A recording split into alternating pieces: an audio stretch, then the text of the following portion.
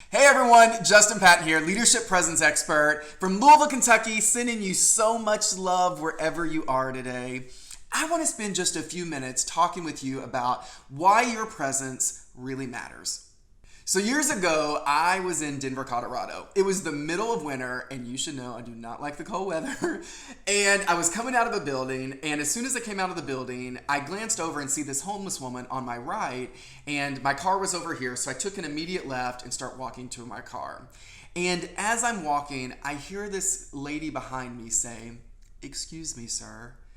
And I knew it was the homeless lady, and in my mind, I created a story about what she wanted. And I was like, I don't have time for that. I just kept walking. She said again, "Excuse me, sir." I kept walking. She never raised her voice. And the third time, she again said, "Excuse me, sir." And I don't know what happened that moment, but I literally just stopped. And I ended up turning around talking to her. And I don't remember today what we said, what we discussed, if I gave her money. But this is what I remember. I remember getting back in my car with my hands on the steering wheel, and I thought, how many times in my life have I walked right beside another human being and made them feel completely invisible, like who they were did not even matter? And I made a commitment in my car right then that I would do my best to never make another person ever feel that way. If I'm being honest, I can't say that I always get it right, but I get it right way more often than I get it wrong. And another really valuable lesson that incident taught me was the greatest gift that we will ever give someone is our presence. When we do that, it signals to that individual that I'm here, I'm present, and that you matter. So have you ever met that person that after you meet them, you're just like, gosh, I like that person, or there's something about that individual that either makes me feel safe or that I just connect with? So I'm going to give you a quick thought. I was in the airport in Denver, Colorado one time. All my stories obviously are about Denver. So I was in Denver, Colorado, flying to Indianapolis, Indiana for an event. And everyone's in the terminal at the gate, and all of a sudden, the pilot comes out off the plane into the terminal and gets behind the gate agent and takes the intercom, and all of a sudden we're like, you hear, he's like, "Excuse me, if you're flying from Denver, Colorado to Indianapolis, Indiana today, can you please raise your hand?" And all of a sudden, everyone at the gate kind of looks around at each other because this is not normal, and people start to raise their hand. And he says, "Hello everyone, my name is Captain Dave Tuck." And he goes, "I'm going to be your pilot today." And he goes, "I'd like to know who's going to be part of my team before we get going." And he proceeds to talk to us about how long he'd been in the military, how long he'd been a pilot for United Airlines, what the weather was like today, how long the flight was going to be. And he goes, "We might be 5 minutes late due to the weather, but he goes, we got enough gas to get to Antarctica, so you don't have to worry about it." He goes, "But here's the deal." He goes, "I only have one rule for all of you." And he says, "Be kind to each other. It's going to be a long flight because our flight attendants are on board and they have everything ready to go for you so you have the best experience possible. And we look forward to seeing you on the plane."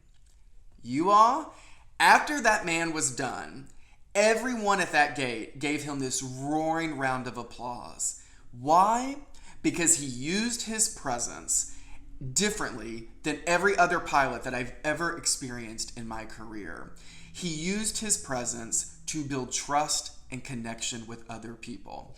I define presence as really how we show up and the feeling that we leave people with. That is your presence. What Captain Dave Tuck did was use his presence to build trust and connection. And anyone that really has great presence, that's what they focus on. They use their presence to build stronger trust and connection with other people. Great presence is not about being perfect, getting all the words right, never saying or ah. It's not about that. Great presence is about connection and trust, and it's knowing how to flex your style so that you can meet people where they are. I have this rule, and I always say that trust and connection always trumps perfection. So this is why it matters. Your credibility from other people is on the line in every conversation. Pat Summitt is one of my favorite leaders of all time, and she says, life is competitive and people keep score. And I think what she's saying is that we don't have to change who we are. What we need to do is figure out how do we show up our best, and what does it take for all of us to show up our best so that we can put ourselves in play and be competitive against other people. All of us watching this video have the ability to do that. Your presence determines the quality of the relationships that you have. Whether that's in a workplace meeting where you're either sitting back and you never speak up and you don't show confidence, or you use your presence when it's appropriate to be assertive, share your thoughts and opinions, and move the conversation forward. I think about now, so many of us working virtual, is how does our presence virtually impact other people?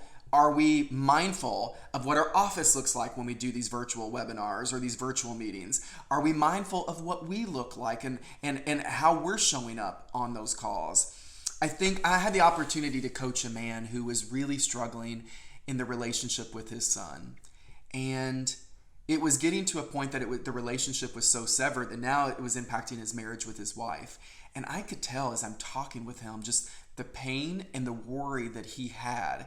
And at some point I asked him, how safe do you make it for your son to tell you the truth? And you could literally see him start to crumble and get emotional, because sometimes I think we're so caught up in being right that we don't allow ourselves to connect and build trust. And one of the pieces of insight that I offered him is you cannot have trust where there is judgment.